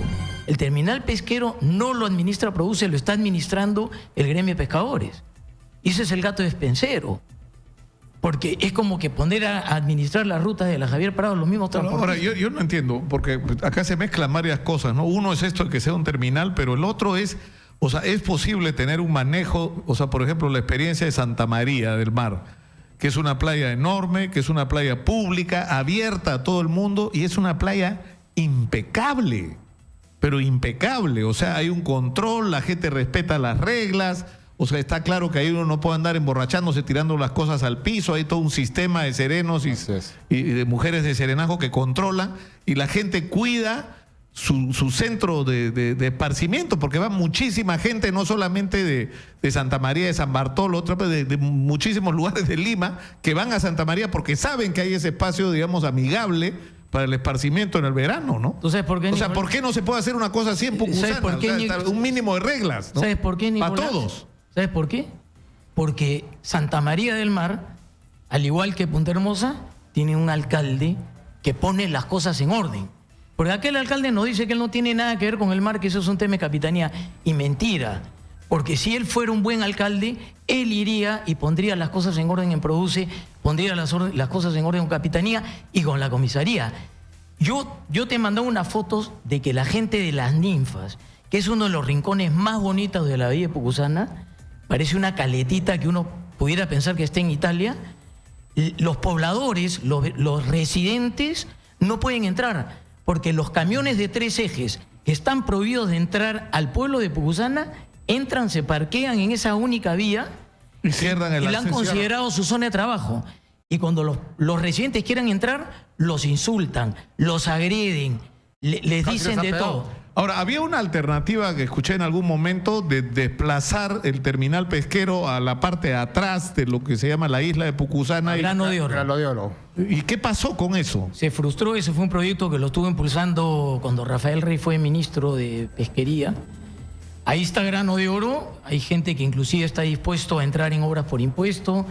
Sería una gran ventaja porque nosotros podemos convivir con la pesca, pero la pesca artesanal, el terminal de Pucusana es un terminal de pesca artesanal y lo han convertido en un terminal semi-industrial donde se procesa, se beneficia pota, perico y no tiene capacidad para hacerlo. No, y las moscas, estamos con millones de moscas producto de toda esa, es una desgracia. Ahora, el problema es que esto es una de las señales de la falta de planificación, de orden, de políticas así, ¿no es cierto? Es terrible. No, y las autoridades no nos escuchan. Hemos ido al Ministerio de Ambiente, a la OEFA, CEDAPAL, hemos mandado cartas y todavía no tenemos respuesta. Hace 4 meses que hemos enviado cartas a todo el mundo, a las autoridades, viendo este daño ecológico terrible a la bahía de Pucusana y todavía no tengo una autoridad que se haya presentado y tomado cartas en el asunto. Por eso que te hemos pedido el favor de venir acá para decirle a las autoridades, por favor, nos están matando la bahía, la están destruyendo, vengan a ayudarnos. Es un daño ecológico irreparable el que están haciendo en Pucusana. Es un crimen ecológico. Y mira, Nicolás, es tan absurda la gestión de este alcalde que ha concesionado la entrada al distrito. O sea, uno cuando quiere entrar al distrito de Pucusana, ahora han hecho un mercadillo de venta de comida. Entonces, la única vía de acceso para miles de residentes, para miles de veraneantes, ahora cuando uno entra, que es una vía de 6 metros, ha puesto un mercadillo de comida en la mitad de la vía, que además es una vía metropolitana o una vía de acceso y ha puesto unos rompemuelles gigantes. Y yo me pregunto, ¿qué pasa si hay un tsunami o un terremoto? ¿Va a estar bloqueada la única vía de salida del distrito? Bueno, yo creo que la información está clara y las autoridades tienen la palabra. Vamos a llamar para empezar a las autoridades del Ministerio de Ambiente, del Ministerio de la Producción, a ver qué respuesta tienen sobre esto. Y por supuesto vamos a llamar al alcalde de Pucusana a ver qué tiene que decir sobre estos asuntos. Muchas gracias, Alfredo Aramburú y a Jaime Rodríguez Larraín por estar con nosotros. Tenemos información desde Arequipa sobre el paro agrario. Julio Guainazzi tiene información. Cuéntanos, ¿qué dicen los agricultores de Arequipa? ¿Se acabó el paro o no? ¿Se resolvió todo o no?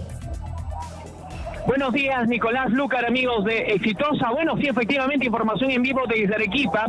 El paro agrario en Arequipa ha sido, bueno, en este caso, rechazado el acta que se ha firmado entre las autoridades del gobierno nacional y los dirigentes también nacionales. Uno de los dirigentes del Valle de Tambo, que está ubicado en la provincia de Islay, ha señalado de que este acta que ha firmado no favorece especialmente a los agricultores del sur del país, porque ellos también tienen una serie de problemas, también son afectados con esta reducción que se le está dando a los precios, en este caso, por ejemplo, de la papa, que usualmente se mantenía en 80 céntimos desde lo que viene a ser las zonas de cultivo, y los intermediarios ya empezaban a exagerar. Es por eso que ellos piden que los intermediarios regulen un poco el precio y no exageren en su costo a un elevado precio, el cual afecta también a las amas de casa. Han anunciado además, Nicolás, que van a realizar una serie de protestas también aquí en la misma ciudad, es decir, que van a venir de los valles de Tambo, los valles de Majes, donde se han concentrado estas movilizaciones en los días anteriores del paro agrario. Bueno, esa es la situación entonces en Arequipa, ¿no? Perdón, me dicen que tenemos información también desde Tarma, Jaime Chirinos. Adelante, Jaime, por favor. Nicolás Lúcar, ¿cómo estás? Muy buenos días. Información en vivo desde Tarma. Sí, para informar que tampoco en Tarma están de acuerdo los agricultores con la acta firmada. Los argumentos que exponen es que las personas que han reunido en esta cita con los responsables del Minagri han sorprendido a los agricultores, ya que no han estado ni acreditados ni autorizados para representarlos ni para firmar documento alguno. En estos precisos momentos, en la capital semillera de papa de Tarma, Guasaguasi, se viene realizando una reunión a fin de acordar qué acciones van a emprender para continuar con las medidas de lucha, porque los agricultores están solicitando, están pidiendo la presencia del ministro de Agricultura para resolver la problemática del agro, la problemática de la papa en no solamente esta región, sino también en otras regiones del país, y no solamente se apague al estilo de Homero el fuego de este problema en la provincia de Tarma.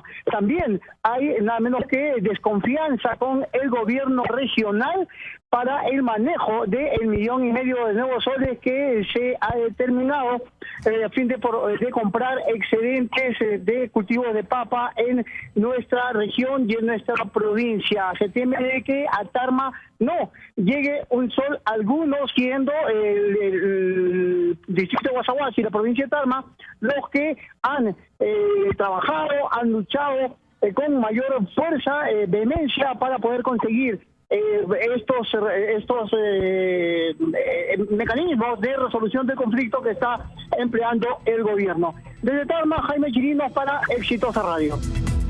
Bueno, todo indica que, bueno, no sé cómo calificarlo, porque se suponía que el ministro José Arista, recién instalado, que lo hacía con la, digamos, con buenos augurios, empezó con mal pie, ¿no? Porque no se puede anunciar un acuerdo que resuelve la huelga y resulta que la gente que está en huelga no se ha considerado representada en las negociaciones. Ha habido un apresuramiento que puede resultar absolutamente contraproducente. Vamos a ir a la pausa y tras ella vamos a regresar para conversar con Carolina Ollague, que estuvo ya con nosotros hace unos días. Ella es familiar de una de las víctimas del caso La Cantuta. Su hermana murió en La Cantuta. Y va a estar con nosotros también Marieta Rivero, hija del general Juan Rivero Lazo, que como ustedes conocen fue acusado de ser el autor mediato de los crímenes de La Cantuta y de Barrios Altos por ser él en su momento jefe del Servicio de Inteligencia del Ejército. Vamos a conversar con ambas, ¿no? Ahora que se habla de reconciliación. También va a estar con nosotros Jorge Bracamonte, de la Coordinadora de Derechos Humanos.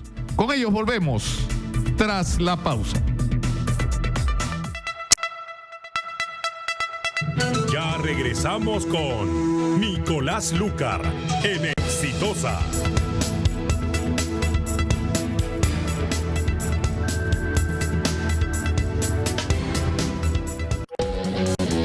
Comunícate con nosotros en WhatsApp 977 30 7629.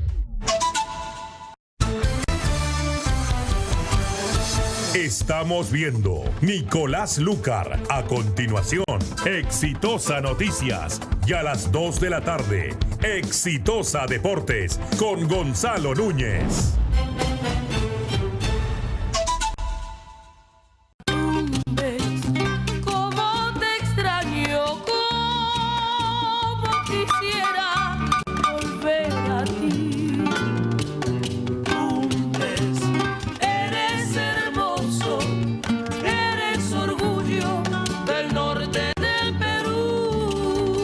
Nueve 77 30 7629.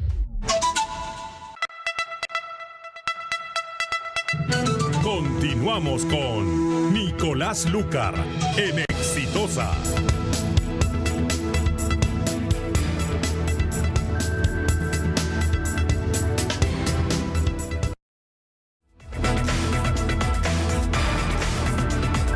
Estamos en Radio Exitosa, estamos en televisión también, en Movistar, en el canal 11.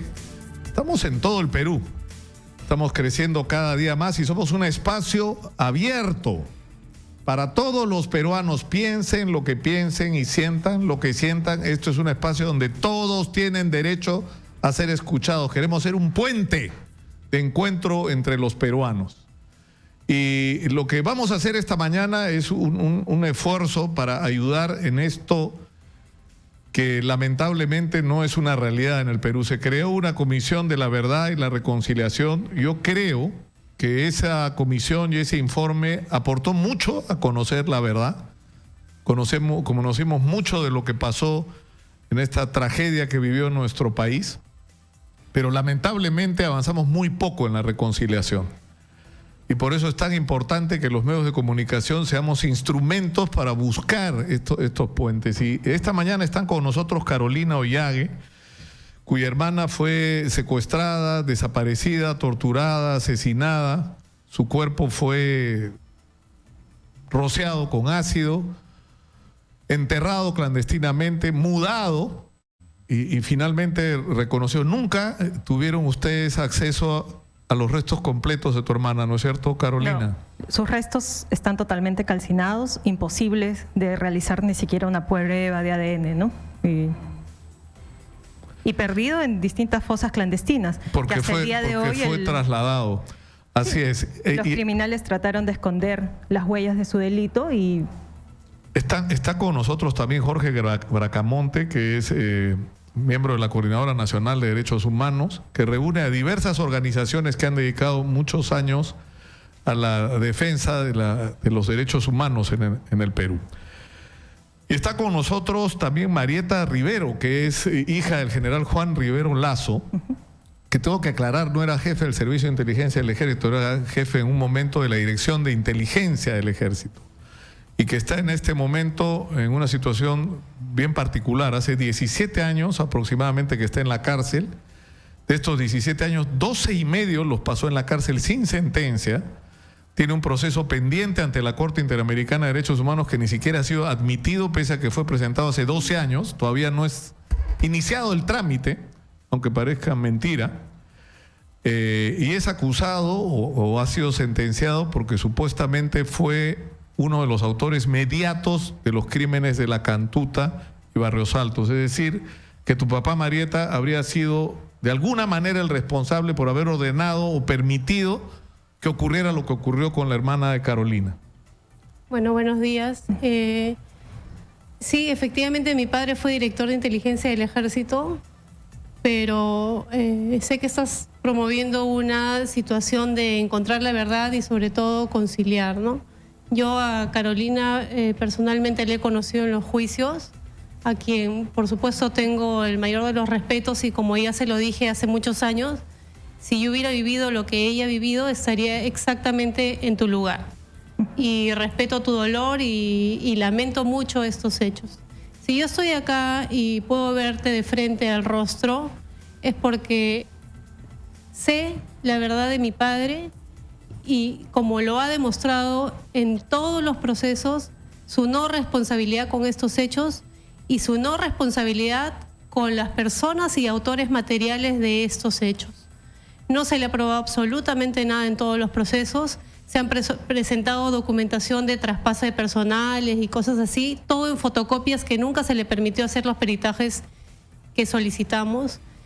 Y en este afán de buscar la verdad, yo también quiero narrarte algo, tal vez para que la gente pueda entender de dónde parte toda esta historia. Mi padre fue director de inteligencia del Ejército, que es un ente de apoyo de la Comandancia General del Ejército. Cuando ocurrieron estos hechos, mi padre ha sido director de inteligencia del año 91 y 92. Hasta el momento solamente ha sido procesado por el caso Barrios Altos. En este caso, como nosotros lo hemos probado, mi padre inclusive ni siquiera se encontraba en el país, él se encontraba en una conferencia de ejércitos americanos.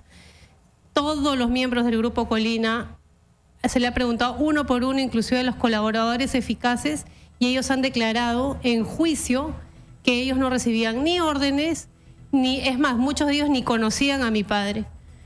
Es lamentable que la justicia, sin prueba alguna, puedan incluir a personas como el caso de mi padre, que ha probado fehacientemente su inocencia, en sentencias sin ningún sustento probatorio en lo absoluto. Y no solamente eso, sino que mi padre viene arrastrando esta desgracia desde los años 90, porque recuerdas tú, Nicolás, cuando el general Robles hace la denuncia públicamente del Grupo Colina y estos terribles hechos, a mi padre, en el gobierno de Fujimori, Montesinos y Hermosa, lo incluyen en el proceso de Cantuta y Barrios Altos. En el fuero militar hubo una contienda de competencia y abusivamente lo incluyen, ya que mi padre era director de inteligencia del Ejército y estos miembros que cometieron estos hechos pertenecían al servicio de inteligencia. No a la dirección de inteligencia, pero... Exactamente. Y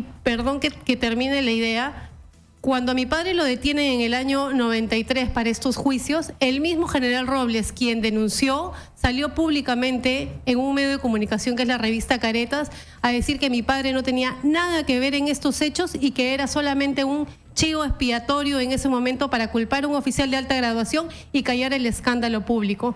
Y tan es cierto lo que digo, que a él junto con otro coronel, Federico Navarro, que también pertenecía a la Dirección de Inteligencia, los procesan y no los hayan responsable el fuero militar de ningún hecho penal, pero les ponen un delito militar que es de negligencia por falta de control de personal. Este coronel Navarro Pérez ya ha tenido la oportunidad de ir al fuero militar a hacer la revisión de su proceso y ¿sabe qué? Lo han exculpado de todo porque se ha probado con documentación que ese personal, Colina, como se les llama, no pertenecían a la Dirección de Inteligencia. Ahora, Carolina, tú has escuchado esto de Marieta antes, ¿no es cierto? Sí, bueno, mira, este es un proceso largo y sé que como familiares es muy difícil aceptar la verdad. Aquí no es la misma justicia que Marieta ha padecido, la padecemos los familiares porque llevamos años siguiendo procesos de justicia. Yo tengo procesos de justicia pendiente contra distintos criminales del Grupo Colina que no se han querido acoger a la justicia y que están prófugos. Entonces tenemos que abrir casos por eso. El general Rivero Lazo tiene una sentencia por Barrios Altos que no quiere aceptar. Las sentencias, Nicolás, son la verdad establecida no por el cariño de una hija, no por el cariño de una hermana, por ese amor incondicional que podemos tener a nuestros seres queridos.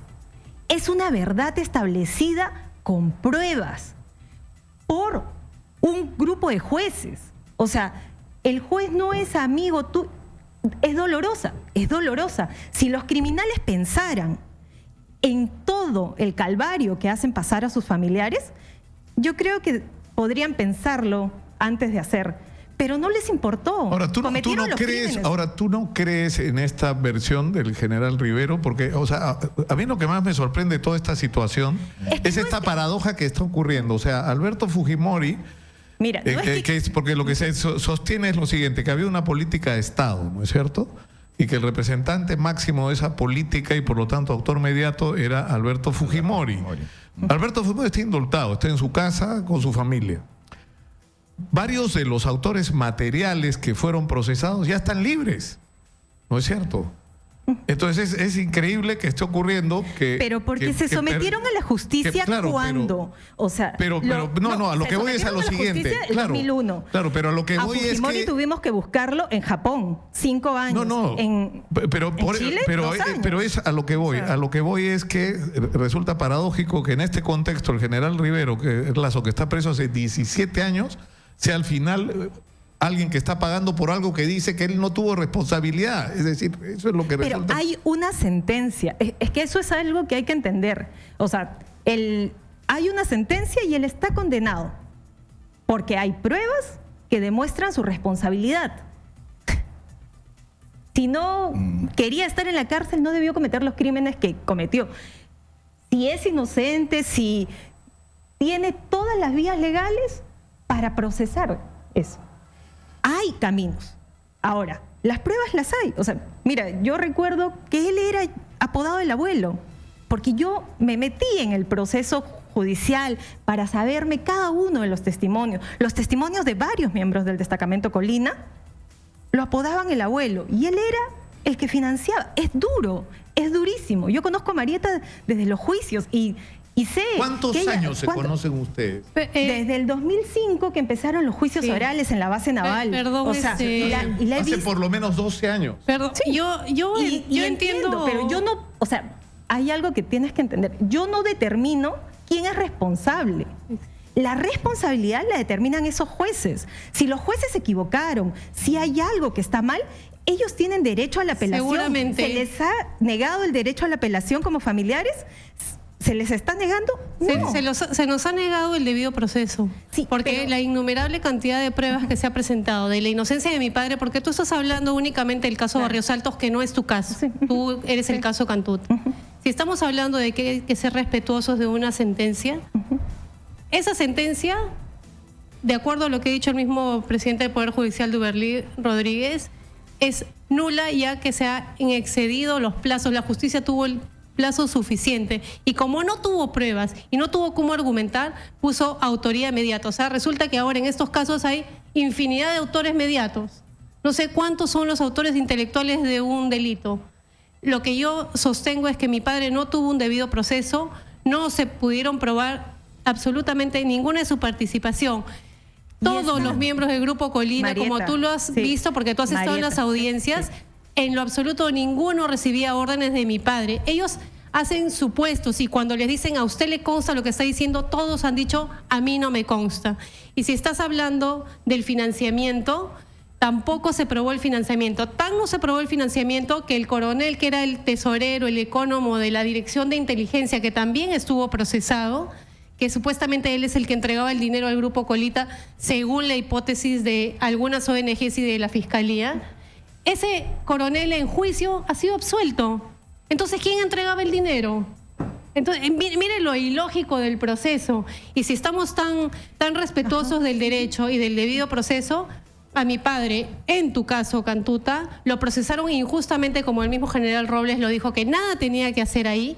Y para que tú sepas, los verdaderos responsables del CIE eran uno íntimo amigo de Montesinos y el otro el compadre de Montesinos. ¿Y sabes dónde están ellos? Están libres. Se libraron del proceso olímpicamente. Lo que tú dices, Marieta, es que los verdaderos... O sea, digamos, existió el Grupo Colina. Eso es innegable y cometió crímenes. y eran miembros del ejército peruano, ¿no es cierto?, asignados a inteligencia. Y hubo permisividad, no solamente eso, en determinado momento Fujimori los condecoró. O sea, como si fueran héroes de la guerra antisubversiva cuando eran unos asesinos. ¿Quiénes firmaron las actas de recomendación? Alguien es responsable de que ese grupo haya existido y haya podido actuar con la impunidad que actuó durante el tiempo que actuó. Justamente por eso en el caso Cantuta, que se vio en el fuero militar, con un proceso terrible, porque mi padre lo sentenciaron en días.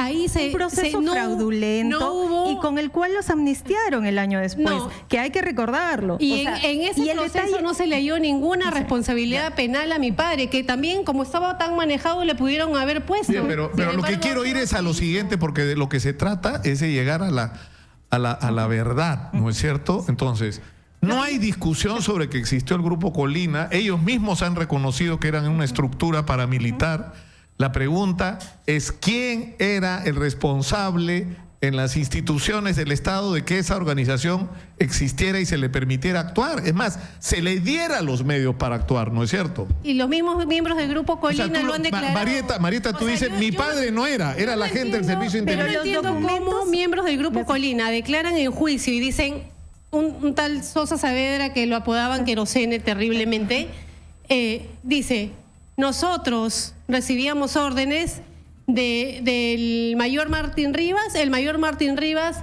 de Hermosa y Montesinos, y miró en sala delante de todos y le dijo, el único que no debe estar sentado acá es el general Rivero, porque él nada tenía que ver con nosotros.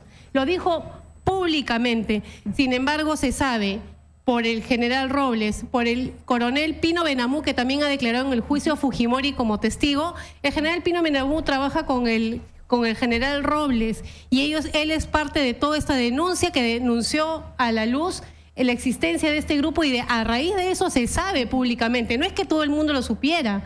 A raíz de eso, el coronel... Ahora, Carolina ha contado que tú te has encontrado, Carolina, en la calle con uno de los asesinos de tu hermana. Sí.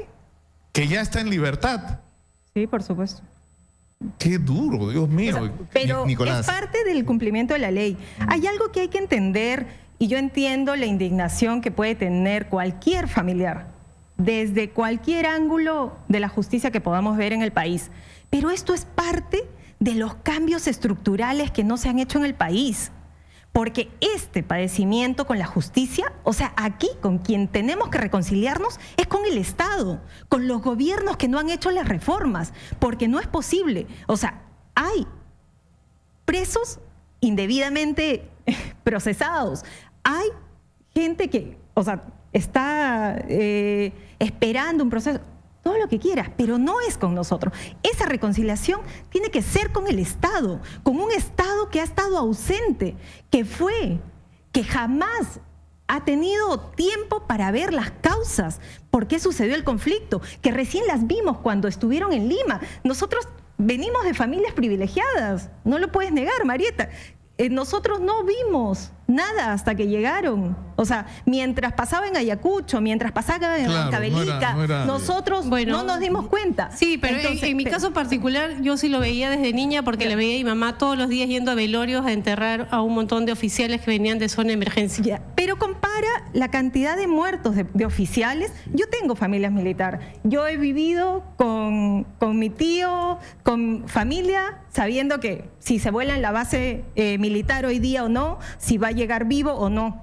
Lo sé, pero no es lo mismo. No me vas a decir que es lo mismo vivir en una comunidad alejada, sumida en la pobreza, temiendo que te arrase hoy día Sendero o que el día siguiente te arrase el ejército peruano. Nicolás, Esa es una diferencia sustancial. Y yo creo que por el respeto a las víctimas y a los miles de personas desaparecidas, a las miles de víctimas del conflicto, deberíamos exigirle al Estado, como lo seguimos exigiendo nosotros, que somos parte de las fuerzas democráticas de este país, que no hemos cegado en nuestra búsqueda, en nuestro derecho a la verdad y a la justicia. Nicolás, Marieta, Carolina, creo que todo el país, nosotros como Coordinadora Nacional de Derechos Humanos, como organismos de derechos humanos, queremos arribar y avanzar sobre la reconciliación. queremos llegar, ¿no es cierto?, a una cultura de paz, de convivencia pacífica en el país. Y ahí hay responsabilidades, y la primera responsabilidad es del Estado y de los gobiernos que en la transición, incluyendo a PPK, han traicionado los mandatos de la justicia transicional y han traicionado los mandatos también que han surgido de la Comisión de la Verdad y la Reconciliación. Porque víctimas hay en todas partes. Y los que tienen que reconciliarse finalmente son las víctimas con el Estado, porque fue a través del Estado, con operaciones como las de Ajomarca, Cabitos, que son sentencias firmes que señalan que hubo una estrategia de Estado que ha conducido a crímenes de lesa humanidad y a crímenes masivos, ¿no es cierto? Y eso lo dice la justicia, no lo dice la Coordinadora Nacional de Derechos Humanos ni ningún grupo en particular. Claro, pero el problema es que ahí yo creo que lamentablemente ha ocurrido una sobrepolitización, porque es inevitable que la política atraviese nuestras vidas donde estemos, ¿no es cierto? Porque si tú aplicas el concepto de autoría mediata, Alan García debería estar preso, pero hace rato. ¿No es cierto? Y Fernando Belaúnde debió estar preso, que en paz descanse, ¿no? Porque si el concepto es que había una política de Estado de promover la tierra arrasada, ¿no es cierto? Y el mejor terrorista era el terrorista muerto, entonces esa responsabilidad mediata le competía a todos los que han gobernado este país, a todos los que han sido ministros de defensa, a todos los que han sido miembros del... Pero sí se ha demostrado, los procesos han demostrado, ¿no es cierto? En el caso Alberto Fujimori, ¿no?, que ha sido el responsable de una organización criminal bajo el amparo del propio Estado, que se ha constituido y que ha involucrado a diversas instituciones, ¿no? Y eso está en las sentencias, tanto nacionales como de los mecanismos supranacionales. Entonces no podemos evadir eso. O sea, Belaúnde no tenía un aparato organizado de poder, no tenía un escuadrón de la muerte. Que si queremos avanzar sobre el tema de la reconciliación, tenemos que ver el conjunto de los mandatos que suponen un proceso de reconciliación.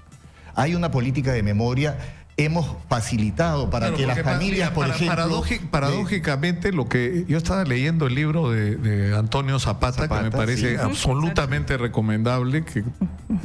Es decir, es un libro que debería ser libro de texto en los colegios, en las universidades, creo yo, porque hay historia del Perú ahí, ¿no? Y una de las reflexiones que hace, que recoge, es la reflexión del ejército. Cómo el ejército hace su propia comisión de la verdad, por decirlo de alguna manera. Es decir, el ejército hace una evaluación de lo que ha sido su propio papel en el enfrentamiento al fenómeno del terrorismo y cómo el ejército aprende a que hay que corregir, y el ejército dice hay que incorporar la defensa de los derechos humanos en nuestra práctica y hay que tener otra relación en la población. Ahora, lo que Marieta dice, mi papá era autor de esas ideas nuevas, digamos, en el ejército. Pero mira, yo me he reunido muchas veces a través de las distintas organizaciones de familiares, con familiares de la policía, del ejército, ¿no? Y coincidimos en esto. O sea, sí, hay toda una reflexión, pero cuando se les dice, ¿y cuándo? O sea, porque deberíamos degradar a todos esos miembros que fueron desleales, que fueron traidores a la patria al portar el uniforme del ejército peruano. O sea, lamentablemente tenemos que terminar por el día de hoy, por la hora, pero yo quiero que hagamos un compromiso. Está el director de Exitosa, el señor Tito Albite. Tito, yo te quiero comprometer en algo. Por lo menos una vez a la semana, por lo menos, vamos a dedicar 30 minutos y de ser posible 1 hora de nuestra programación, que me sigue resultando poco, para abrir un espacio para esta discusión. Un espacio donde nos encontremos, donde nos escuchemos y donde todo el mundo tenga la posibilidad de decir lo que tenga que decir. Nicolás. ¿No es cierto? Porque yo creo que todos tienen cosas que decir. O sea, ocurrieron cosas terribles en el Perú que no se deben volver a repetir. Claro. Y si no aprendemos de nuestra propia historia, ¿no es cierto?, vamos a volver a seguir el mismo sendero. Nicolás. Y cuando uso la palabra sendero no es por gusto, ¿no? En la entrevista anterior, tú señalaste que había militares, ¿no es cierto?, que estaban injustamente procesados y que además habían organismos que no se pronunciaban respecto a estos casos. Yo te voy a entregar aquí un informe de la Coordinadora Nacional de Derechos Humanos donde hay por lo menos 33 oficiales, ¿no es cierto?, requisitoriados o reos ausentes, cuya defensa ha sido financiada ampliamente por el Estado peruano y por el Ministerio de Defensa. No es la situación de las miles de víctimas, ¿no? Pobres, rurales, ¿no es cierto?, y étnicamente diferenciados, que no cuentan con una defensa apropiada y que la única defensa que tienen es de la sociedad civil y de estos organismos. Y a nosotros nos han estigmatizado como defensores de terroristas, ¿no? Y eso me parece que si somos responsables tenemos que terminar con eso.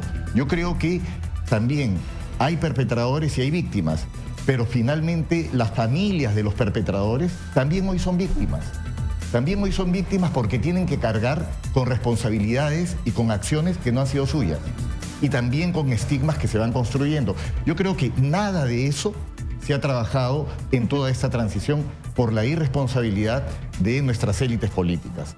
Yo creo que hacia eso tenemos que apuntalar. Política de memoria, ¿no? Reparaciones justas, ¿no es cierto? Proceso de judicialización donde efectivamente la verdad además llegue establecer, al país, ¿no? establecer no solamente la necesidad de que haya una verdad, sino que haya una justicia que actúe más allá de la política, ¿no es cierto? Que merezca el nombre, donde se respete el debido proceso, donde, como reclama Duberly Rodríguez, los expedientes estén debidamente sustentados con pruebas, ¿no es cierto? Qué bueno que el señor Bracamonte, ¿no? ¿Verdad?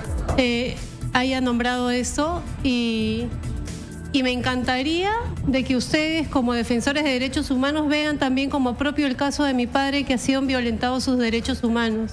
Porque mi madre ya se acercó alguna vez a miembros del IDL y le dijeron que ellos no podían ver el caso de mi padre porque estaban del otro bando. Yo creo que acá no hay bandos, acá hay seres humanos. Y sobre lo que usted dice que el Estado defiende, ha defendido a algunos militares, pero en el caso de mi padre, mis padres han solventado solos la defensa de mi padre durante los años que pudieron solventarlo y que su economía se lo permitió. Luego mi padre ha estado años con abogado de oficio y hace poco un abogado por ayuda ad honorem nos está ayudando. Pero esa es la realidad de muchos oficiales, no solo de mi padre. Entonces, si vamos a hablar de la defensa de los derechos humanos, yo creo que ustedes tienen derecho a la justicia y a alcanzar la verdad, pero en ese camino no se puede ajusticiar, violentar los derechos. Yo sé que hay muchísimo, yo sé que hay muchísimo para decir. Pero y por eso tomé un compromiso con ustedes, lo he cumplido, lo voy a seguir cumpliendo. Creo que es un compromiso que tenemos como periodistas y como medio de comunicación con la sociedad. Ayudemos a que, por Dios, en el Perú haya por fin reconciliación, pero no va a haber reconciliación si no comenzamos por escucharnos. Entonces, comencemos por ahí y ese es... Tenemos que terminar, me van a matar acá, me he pasado 6 minutos. Nicolás, tenemos que asumir nuestras responsabilidades, Nicolás. Tenemos que asumir nuestras responsabilidades. Todos. Y PPK es la primera persona que ha vaciado de contenido al término reconciliación. Una reconciliación por decreto es imposible. En ese punto estoy de acuerdo. Yo creo que una discusión sobre el indulto a Fujimori, incluso en un contexto de reconciliación de todos los peruanos, con perdón, con verdad, con resarcimiento de las víctimas, con un trato adecuado a casos como el de los militares procesados, es decir, incluirlo todo en esto. ¿Con qué trato le vamos a dar a la gente que ha estado involucrada en organizaciones terroristas y que ahora está sinceramente arrepentida? Hay otra que no lo está, que supone otro tipo de tratamiento. Todo esto tenemos que discutirlo, ¿no? Pero en fin, terminamos acá por el día de hoy antes que me maten. Muchas gracias por estar con nosotros y esto es un compromiso. Vamos a seguir con este espacio abierto para este tema. Yo los dejo con el señor Manuel Rosas. Mil disculpas, Manuel, por favor, por habernos pasado estos 7 minutos de tu horario. Conmigo será hasta mañana. Muy buenas tardes.